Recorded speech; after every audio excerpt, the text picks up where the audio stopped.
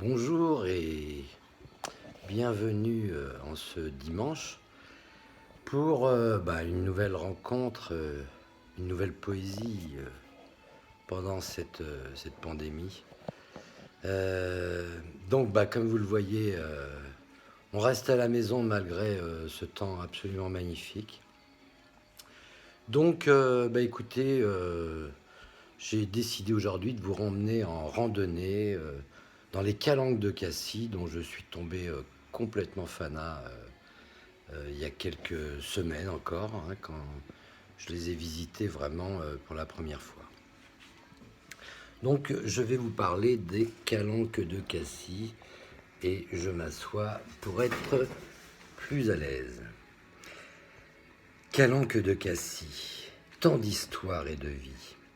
200 millions d'années se donnent à contempler. Témoignage d'une terre façonnée par la mer. Couche de sédiments, le long travail du temps. Mouvement tectonique, réchauffement climatique offrent une géologie à l'homme et ses outils. De grandes industries pendant des décennies, de la chaux à l'envie pour la maçonnerie. La soude qui envahit tellement de produits et tant de cicatrices pour notre dentifrice.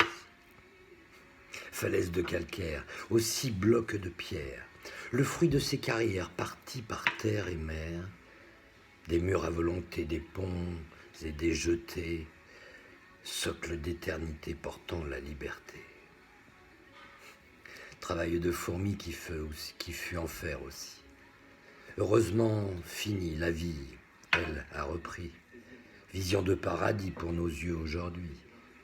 Sur la terre, sous la mer, ce n'est plus le désert, car la faune et la flore demandaient qu'à éclore. Au soleil ou dans l'ombre, plus bas dans la pénombre. Lézards des murailles, habitant chaque faille, aigle de Borély, parfois là fait son nid. Molosse de Cestonie, cette chauve-souris d'Europe vit ici. Les tarantes aussi. Les ventouses en action jusqu'à sur les maisons. Sous la mer, ça bouge dans le corail rouge. Les athias barbiers se déplacent en nuées. Les congres, les mérous se disputent les trous. Les murènes, les rascasses ne craignent pas les nasses. Parmi les crustacés de Méditerranée sortent de cuirassiers aux pinces acérées. Cigales et galatées sont reines de beauté. Au pied du Cap Canaille, juste en face des failles, là les possiniformes de vastes prairies, servant de nurserie pour les grands, pour de nombreux amis, et de garde-manger pour les grands et petits, herbiers comme Frayère, le poumon de la mer. Port-Miou, Danvaux, Port-Pin, Calanques du Divin, Port-Biou, abri marin connu dès les Romains, pour les bateaux, un port, autour, un château fort.